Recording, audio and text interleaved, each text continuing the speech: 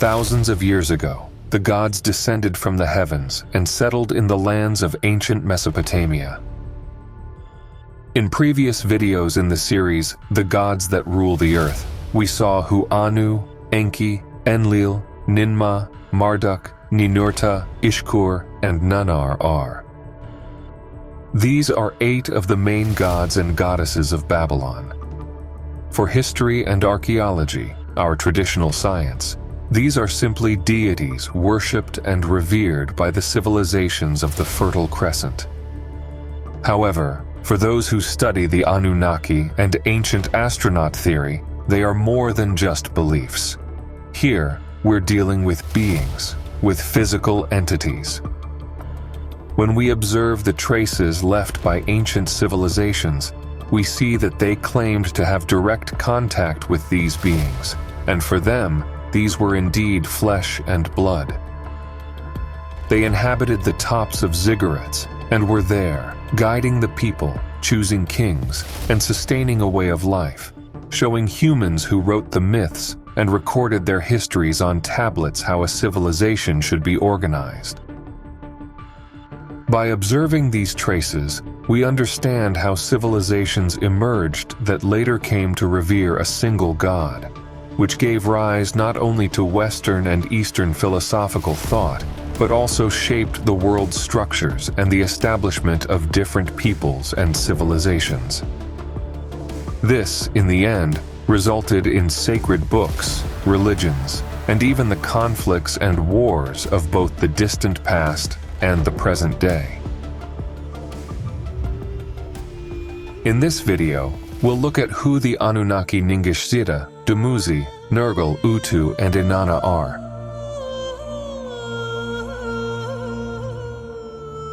There is a significant divergence between the Ningishzidda we know through Zecharia Sitchin's theory and other popular concepts, and the one that can be understood through the study of Mesopotamian tablets and academic sources. According to academic sources, Ningishzidda is the son of Ninazu, and like him is a chthonic deity associated with vegetation, growth, decay, snakes, and demons. His name, which translates to Lord of the True Tree, reflects his connection to agriculture and the cycles of life and death. Descriptions of Ningishzidda highlight his role as the Lord of pastures and fields, and liken him to fresh grass, underscoring his influence over plant life and harvests. He is closely linked to the vine and associated with wine and beer, as indicated in Ur texts that connect him to the Egeshtin, which men's winehouse, and to the beer deities Sirish and Ninkasi. He also holds the title Lord of the Innkeepers, aligning with his agricultural significance. As a chthonic deity, Ningishzidda's myths often involve his journey to the underworld, representing the seasonal decline of vegetation from midsummer to midwinter. This cyclical descent is depicted in Sumerian and Akkadian myths, including Ningishzidda's journey to the netherworld. In the Adapa legend, he is one of the 2 deities who vanish from the land, further emphasizing his role in the natural cycle of decay and rebirth. Ningishzidda's underworld associations are evident in his title Gishgu Za Lakura, meaning chair-bearer of the netherworld. He stands at the entrance of the underworld alongside Padu, the chief gatekeeper. Rituals from the Ur and Old Babylonian periods link Ningishzidda to royal laments, as seen in the death of Ur-Nama. By the Neo-Assyrian period, he was associated with punishment, pestilence, and disease, sometimes earning the title Lord of the Netherworld. His involvement in incantations primarily relates to vegetation and underworld themes, reinforcing his dual role as both a life-giver and a guardian of the dead. Ningishzidda, like Ninazu, is symbolized by the Mushusu dragon and the snake. He is described as Mushma, or the Great Serpent, and associated with the Hydra constellation in Mesopotamian astronomy. He is also depicted as a warrior god, with titles such as Digud Milam, which means warrior of splendor, and is symbolized by the sickle sword known as Pashtu, emphasizing his role in both agriculture and warfare. Ningishzidda's association with law, both on Earth and in the underworld, reflects his reputation as a fair and reliable deity, evident from Neo-Babylonian personal names that include the phrase, Ningishzidda is judge. In terms of divine genealogy, Ningishzidda is the son of Ninazu and Ningirida. Gudea Cylinder B describes him as the progeny of An, following a divine sequence of An, Enlil, Ninazu, Ningishzidda. His wife is usually Ninazimua, which translates to the lady who lets the good juice grow, though in Lagash, he is paired with Inanna, the goddess of dreams. Ningishzidda's main cult center was Gishbanda, located near Ur, where his temple was called Kur-Ase-Er Raka, known as Mountain of Lament. After the discontinuation of his cult in Gishbanda, it may have moved to Ur, where he had a shrine within the temple of Nanar and his own House of Justice, Inigina. Other centers of worship included Eshnunna, modern Tel Asmar, Lagash, Isin, Larsa, Babylon, and Uruk. In Lagash, Gudea, the ruler, built a temple for Ningishzidda and erected statues to honor him. Ningishzidda is first mentioned in the Farah god list from the early dynastic Thrid period between 2600 and 2350 BCE and remained venerated into the first millennium BCE, as indicated by his inclusion in Neo-Babylonian personal names. He received offerings in Girsu during the Ur-3 period, with a festival dedicated to him in the third month of the year. Limited evidence of his worship exists during the Old Babylonian period, with sparse attestations in personal names of the 3rd and 2nd millennia. His name, typically rendered as Ningishzidda, has alternate forms such as Ningishzidda or Ningishzidda. In the Emisal dialect, he is known as Umun-Muzida. Other epithets include Degishbanda, meaning little tree, emphasizing his role as a deity of growth, renewal, and the natural decay that follows. Iconographically, Ningishzidda is represented with snakes and the Mushushu dragons, sometimes depicted emerging from his shoulders, as seen on Gudea's seal.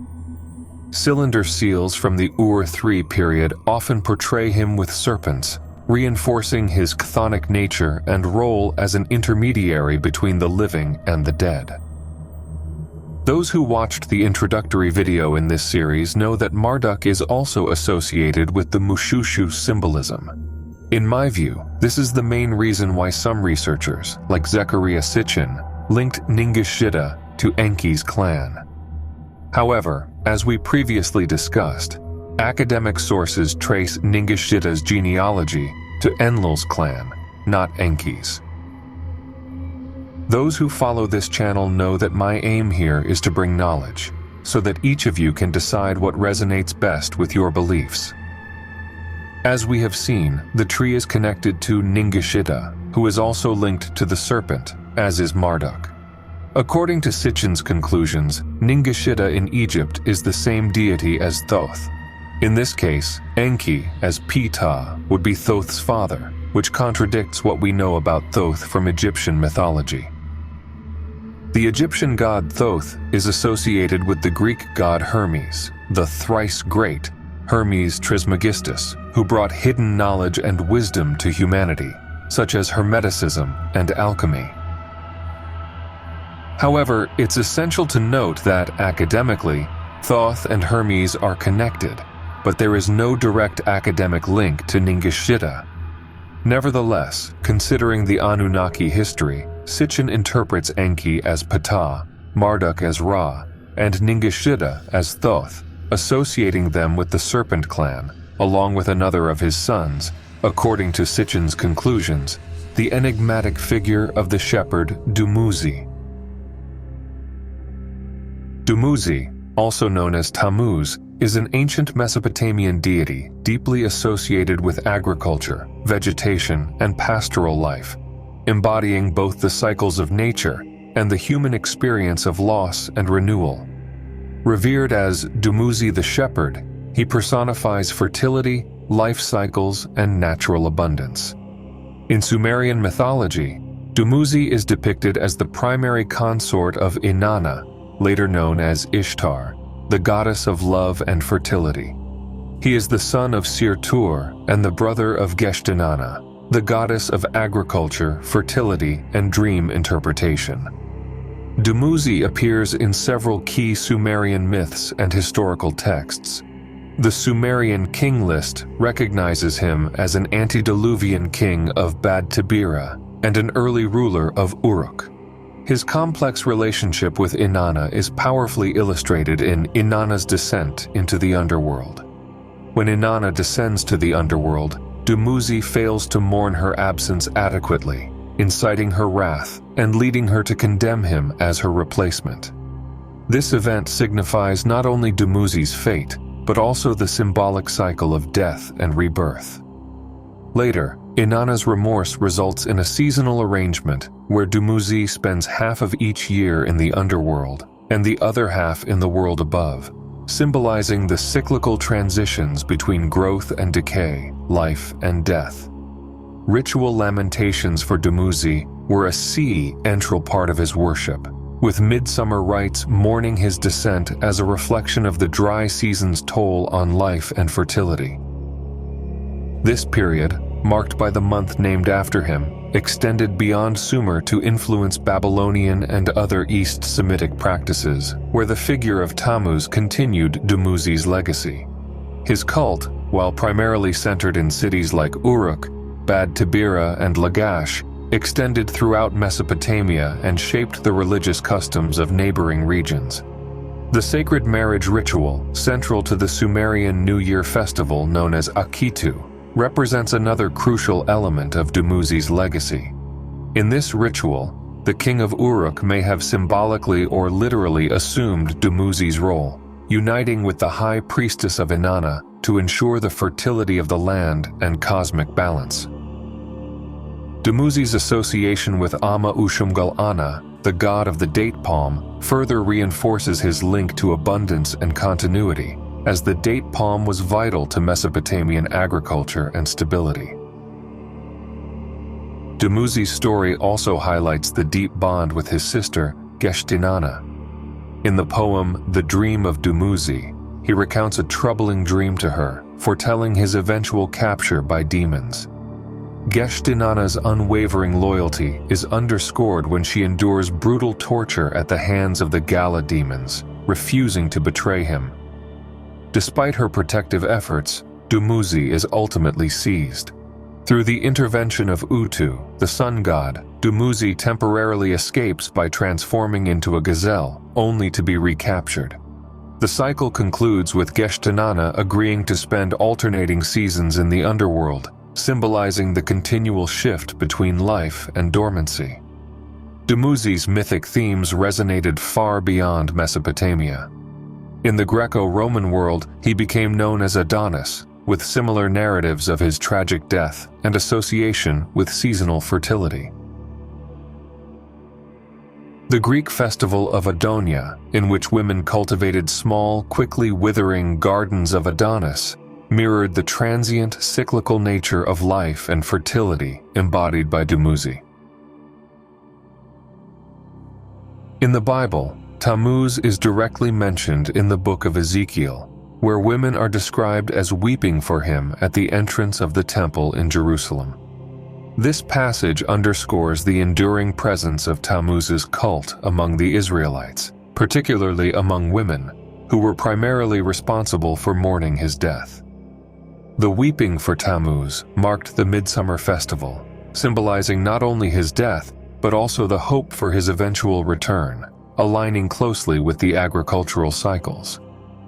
The mention of Tammuz in Ezekiel serves as a critique of idolatry, emphasizing the deviation of the Israelites from the worship of Yahweh toward the veneration of foreign deities.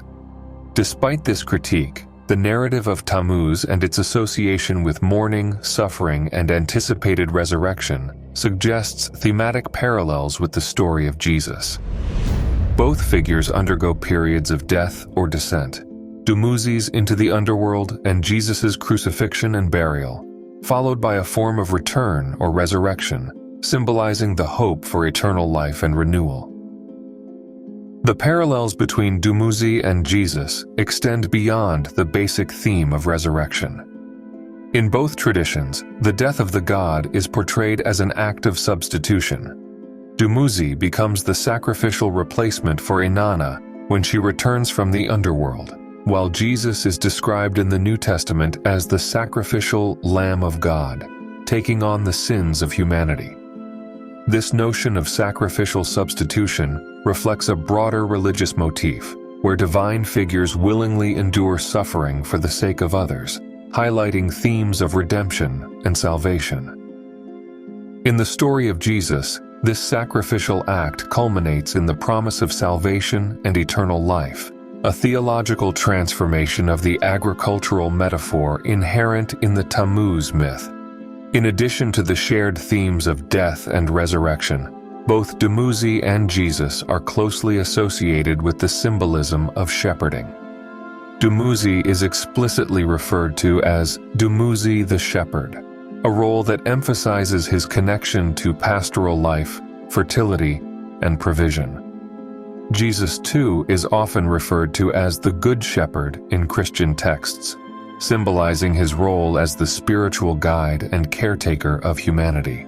This pastoral imagery underscores the nurturing, protective aspects of both figures, portraying them as leaders who sustain life, whether through the provision of milk and grain in Dumuzi's case, or spiritual sustenance and guidance in Jesus' teachings.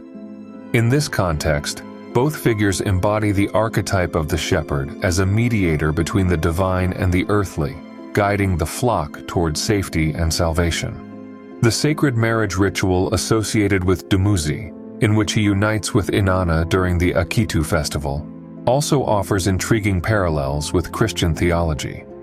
While the ritual was likely symbolic, representing the union between the divine and the earthly, it underscores the idea of divine love manifesting in human form. In Christianity, the concept of Jesus as the bridegroom of the church, which is often referred to as the bride, carries similar connotations of divine love and union. The sacred marriage ritual, a celebration of fertility, renewal, and cosmic harmony, resonates with the Christian idea of the ultimate reunion between Christ and the faithful in the eschatological marriage feast of the Lamb, as described in the Book of Revelation. Further, the mythological tradition surrounding Dumuzi's death and return is not isolated to Mesopotamia, but is found in the figure of Adonis in Greek mythology, whose annual death and rebirth are celebrated in the festival of Adonia. Adonis, like Dumuzi, is a dying and rising god whose narrative echoes themes of love, loss, and rebirth. This broader cultural motif, present across the Near East and Mediterranean, demonstrates a recurring archetype that transcends individual cultures.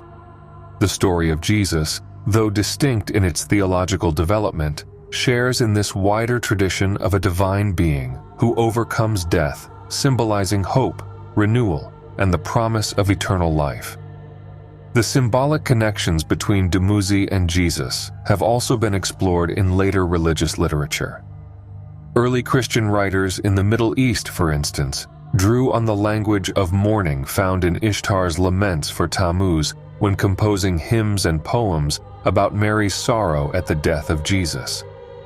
This borrowing of motifs illustrates not only the fluidity of mythological symbols across different religious traditions, but also the enduring human desire to articulate experiences of loss, hope, and resurrection.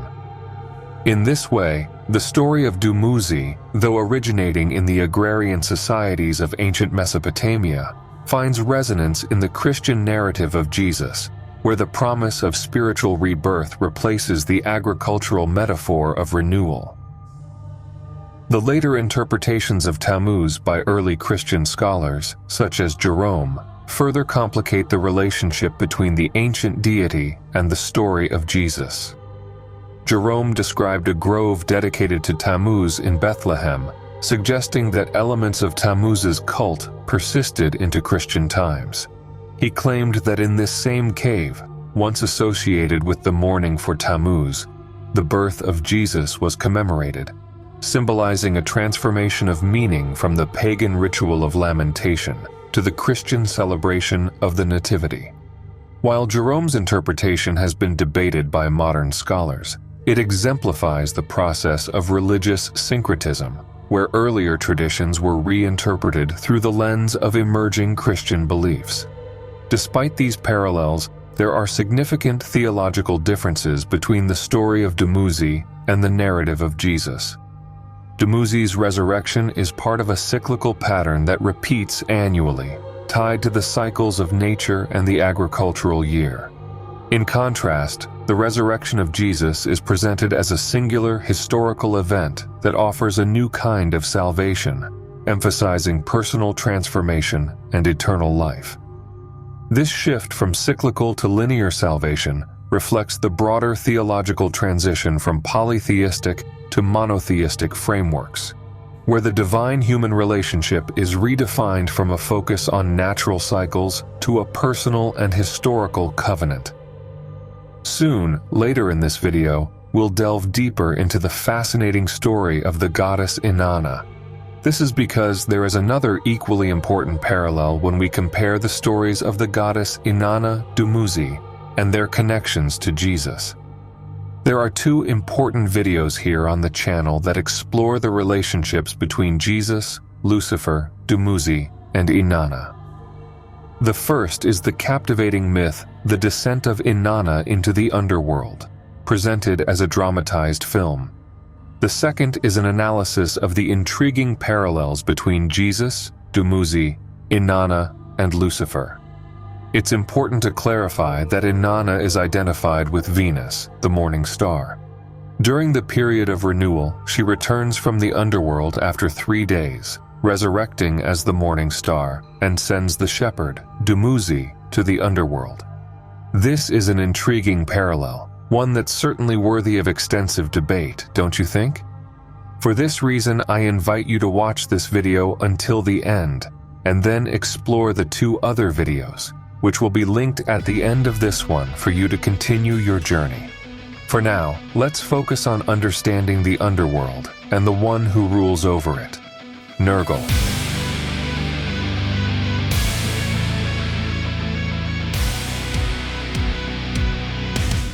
Nergal is the Mesopotamian god of death, pestilence, and plague, serving as the lord of the underworld. He embodies a specific aspect of death, often seen as inflicted death, and is also closely linked to warfare. Nergal's role as a god of plague and pestilence aligns him with demonic forces, further emphasizing his warlike characteristics. As a war deity, he accompanies kings into battle, bringing death to enemies. His involvement with disease, often attributed to demonic causes in Mesopotamian beliefs, reflects his control over various malevolent entities, including the notorious Ilu Sebetu, or 7 gods, known for their destructive capabilities, as depicted in the Erra epic. Nergal's apotropaic qualities are connected to his chthonic nature. Protective figurines representing Nergal were used in rituals, and the Erra epic was utilized as a house amulet to ward off evil. These practices highlight the god's role not only as a bringer of death, but also as a protector against supernatural dangers. Initially known as Meslamtaya in the early dynastic period, Nergal was worshipped primarily in Kutha, his main cult center. From the Old Babylonian period onward, he was syncretized with Erra, a Semitic god of death. In historical and academic sources, Nergal is described as the son of Enlil, not Enki, as non-academic sources suggest. His consort appears at times as Mama, Mami, Mamitum, Ninshubur, Admu, and eventually Ereshkigal. The myth of Nergal and Ereshkigal details his descent to the underworld, where he initially escapes but is later compelled to return, ultimately co-ruling the netherworld with Ereshkigal. This narrative likely represents an attempt to reconcile different Mesopotamian traditions concerning the rule of the underworld.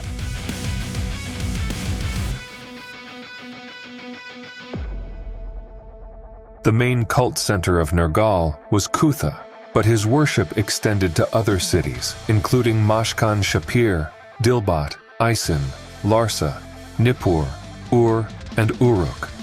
The earliest evidence of Nergal appears in god lists from Farah and Abu Salabik, where he is referred to as Meslamtaya.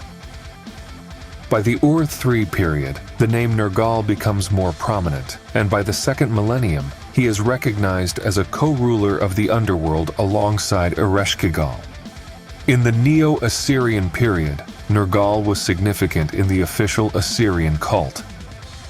Nergal is iconographically depicted as a male figure holding a scimitar or mace, often adorned with a double lion's head. He is also associated with the bull, symbolizing his aggressive and formidable nature. The god's dual role as both a bringer of death and a protector against supernatural forces underscores his complex character. As a deity of both warfare and the underworld, Nergal remains a significant figure in Mesopotamian mythology, symbolizing the destructive yet protective powers of death. According to Zecharia Sitchin's studies, it was Nergal, under the title of Erra and accompanied by Ninurta, who unleashed the weapons of terror over the lands of Mesopotamia and the Sinai Peninsula, devastating the Earth and resulting in a mass departure of various Anunnaki from the planet in 2024 BCE. Shamash, known as Utu in Sumerian, is the Mesopotamian sun god associated with life, justice, divination, and the netherworld. As the god of the sun, Shamash is responsible for bringing light and warmth, allowing plants and crops to grow. He is depicted as emerging from his underground chamber at sunrise, traveling across the sky throughout the day, and returning to his resting place at sunset. This journey makes Shamash the god of truth, judgment, and justice, overseeing all activities during daylight hours. His light is believed to reveal truth and expose deception, making him a key figure in treaties, oaths, and business transactions. Shamash's role as a defender of justice also grants him a warrior aspect. As a god of divination, Shamash was central to sacrificial rituals, particularly extispacy, a divination method involving the examination of a sheep's liver for omens. Royal diviners sought Shamash's guidance in interpreting these omens, especially concerning matters of state. A late 2nd millennium prayer to Shamash by a diviner even implores him to "let there be truth" in interpreting the omens. Shamash's involvement in divination reflects his broader role as a deity who provides clarity, truth, and justice. Shamash also played a protective role in the lives of individuals, safeguarding humanity against evil and curses. In the Epic of Gilgamesh, he aids the hero Gilgamesh in his battle against Humbaba, the guardian of the cedar forest. He is considered a protector of travelers and merchants, ensuring their safety during their journeys. In the realm of the dead, Shamash was believed to have an entry point to the netherworld at the western horizon, overlapping with the entrance to his underground dwelling. While some traditions depict the same path for the spirits of the dead and Shamash's daily return to his abode, other texts, like Tablet the Siddhakath of the Epic of Gilgamesh, suggest that his path is distinct from that of the netherworld. In Sumerian tradition, Utu is the son of the moon god Nannar and the twin brother of Inanna. Akkadian sources sometimes portray Shamash as the son of Anu or Enlil. According to Zecharia Sitchin's interpretation, Utu is the son of Enlil. His wife is Aya, the goddess of dawn, who represents the early light that precedes his daily journey across the sky. Shamash's minister, Bunain, drives his chariot and is sometimes considered his son. Bunene was worshipped independently in Sippar and Uruk during the Old Babylonian period. The main cult centers of Shamash were Sippar and Larsa, where his temples were known as Ibabar, meaning the White House. These temples were prominent centers of worship, where Shamash was venerated as the god of light, justice, and divination. He is one of the most consistently attested deities in Mesopotamian texts, appearing in royal prayers, hymns, treaties, business documents, and divination records.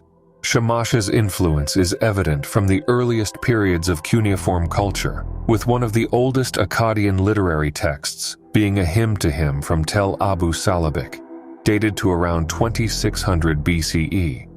In the second millennium hymn to Utu, his radiance is described as spreading like a net over the world, symbolizing his all-seeing nature and power to deliver justice.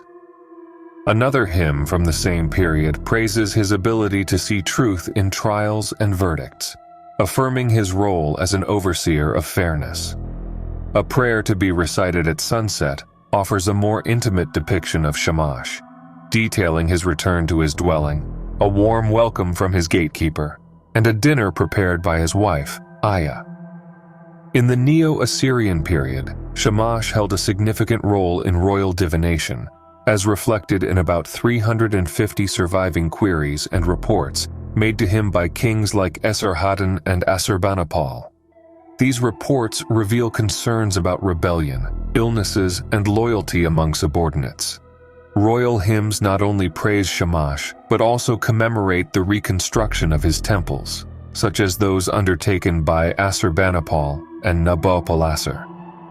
Iconographically, Shamash is symbolized by the solar disk, depicted as a four-pointed star with curved rays, spanning from the Akkadian period to the Neo-Babylonian era. On Neo-Assyrian stelae and kuduras, he is represented by a winged solar disk. Cylinder seals often portray Shamash seated with sun rays emanating from his shoulders, surrounded by worshippers. One of the most iconic depictions of Shamash appears on the stele of King Hammurabi, where the sun god, as the arbiter of justice, hands the king measuring tools, symbolizing fair and accurate governance. The name Utu is written as Dutu in Sumerian, while Shamash retains this logogram in Akkadian texts. The name Shamash derives from the Akkadian word for sun, Shamshu, which shares roots with Arabic Shams and Hebrew Shemesh.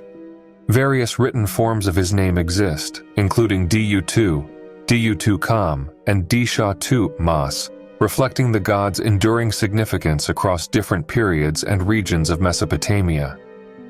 According to some interpretations, it may have been Shamash who later appeared as Ahura Mazda, the benevolent god of Zoroastrianism and Persian mythology. Ahura Mazda is associated with the sun and the solar disk, just like Utu for the Sumerians and Shamash for the Akkadians. Inanna for the Sumerians, or Ishtar for the Akkadians, is one of the most significant and complex deities in the Mesopotamian pantheon, regarded as the most important goddess. She embodies both sexual love and warfare, and is also associated with the planet Venus, the morning and evening star. Inanna Ishtar's characteristics are often paradoxical. She can be depicted as a young, coy woman under patriarchal authority in some Sumerian poems, while in other myths, she is portrayed as an ambitious deity seeking to expand her influence, such as in Inanna and Enki and Inanna's descent to the netherworld. Inanna's marriage to Dumuzi is typically arranged by her family, reflecting her initially limited agency, though she later actively pursues Dumuzi. In the Epic of Gilgamesh, Ishtar takes on a different persona, depicted as a femme fatale whose advances are rejected by the hero Gilgamesh, who criticizes her past treatment of lovers. This portrayal contrasts with earlier Sumerian poems, where Inanna is depicted as equally passionate but within a more controlled context. Despite these variations, her sexuality remains a central aspect of her character, whether it is expressed in youthful longing or aggressive pursuit. As a result, she was often invoked in matters related to love, sexuality, and fertility, including issues of impotence or unrequited love. Inanna Ishtar was also considered the patron goddess of prostitutes. As a goddess of war, Inanna Ishtar relishes battle, often described as finding it akin to a feast. Her warlike nature is particularly emphasized in politically charged contexts, where she is associated with royal power and military might. This aspect became more pronounced during the Old Akkadian period, when she was invoked by rulers like Naram-Sin as warlike Ishtar. In the Neo-Assyrian Empire, Ishtar of Nineveh and Ishtar of Arbela were considered distinct goddesses, each closely linked to the king and the state. In her warrior form, she is depicted with masculine characteristics, complementing her role as a powerful legitimizer of political authority. Inanna Ishtar's influence in political legitimization extended to her feminine attributes as well. The sacred marriage ceremony symbolized the union between Inanna, represented by a high priestess, and Dumuzi, represented by the king, during the New Year festival, intended to ensure prosperity and abundance. This ritual, practiced during the late 3rd and early 2nd millennia BCE, was likely more symbolic than literal, but emphasized the relationship between the king and the divine realm. Inanna's role in royal inscriptions and hymns as the spouse of rulers further underscores her significant influence in the political sphere. In her astral aspect, Inanna Ishtar is associated with the movements of the planet Venus. Myths like Inanna and Shukalatuda, where she seeks revenge after being violated by a gardener boy, have been interpreted as symbolic of Venus's celestial course. Similarly, Inanna and Enki, which describes the goddess's journey from Uruk to Eridu and back, mirrors Venus's movements and may have been physically reenacted in festivals. Inanna Ishtar also plays a key role as a liminal figure, symbolizing transitions between life and death. Her descent to the underworld, recounted in Inanna's descent to the netherworld, showcases her as a goddess who experiences death and resurrection. During this journey, she confronts her sister, Ereshkigal, the queen of the netherworld, and is turned into a corpse. Only through the efforts of her minister Ninshubur, who secures help from Enki, is Inanna revived and able to return to the world of the living. In the myth Inanna and Enki, she takes the Mes, including those associated with the underworld, further solidifying her role as a deity of transitions. The genealogy of Inanna Ishtar varies across traditions. In Sumerian accounts, she is usually the daughter of Nannar-Sin and Nergal and the sister of Utu Shamash. In other traditions, she is considered the daughter of Anu or Enki. Inanna Ishtar has an ambivalent relationship with her lover, Dumuzi Tammuz, whom she eventually condemns to the underworld. In Assyrian traditions, Ishtar of Nineveh and Ishtar of Arbela are distinct deities. During this period, she is also associated with Ashur and is sometimes referred to as Muliltu. The primary cult center of Inanna Ishtar was Uruk, but she had temples in numerous cities, including Adab, Akkad, Babylon, Badibira, Lagash, and Ur. Inanna is consistently ranked among the top deities in Mesopotamian god lists from the early dynastic period onward, maintaining her significance through the first millennium, especially as a national deity in the Assyrian Empire. The iconography of Inanna Ishtar is as diverse as her character. In early representations, she is symbolized by a reed bundle or gatepost, which is also used to write her name in ancient texts. The Uruk Vos shows her standing in anthropomorphic form between two gateposts. As a goddess of sexual love, she is often depicted nude, while as a warrior deity, she appears with weapons, often adorned with a beard to emphasize her masculinity. Her attribute animal is the lion, and she is frequently portrayed standing or placing a foot on its back. Her astral symbol is the 8-pointed star, with red, carnelian, blue, and lapis lazuli colors, representing her contrasting feminine and masculine sides. The Sumerian name Inanna is typically interpreted as Nin-Anak, meaning Lady of the Heavens. though some interpretations translate it as Lady of the Date Clusters. The Semitic name Ishtar originally referred to a separate goddess who was later merged with Inanna. The etymology of Ishtar is unclear. Many scholars say that the name of Ishtar later appeared in different forms in various cultures and was venerated across many cultures on Earth. Her name transformed from Ishtar, Esther, Astarte, Eostre, Astaroth, Ostara, and eventually became the Roman goddess of love, Venus, revered as the morning star. It's for Astarte that Easter eggs are painted, and she is the one who resurrects after descending into the underworld. According to Sitchin's theory, Inanna is the daughter of Nannar, the moon god, and the granddaughter of Enlil. The third region was entrusted to her, where the Indus Valley civilization is located. Here we conclude the presentation of the main Anunnaki. There are many more. The term Anunnaki is a general term, encompassing various names from different cultures. In this video series, I aimed to present the foundational knowledge from science and the tablets I accessed, as well as to draw a parallel with Zecharia Sitchin's theory. In the future, we can explore other analyses based on these. To learn about other Anunnaki gods, check out the playlist. To study additional topics and continue your journey in the pursuit of knowledge, select other videos on the channel. See you in the next video.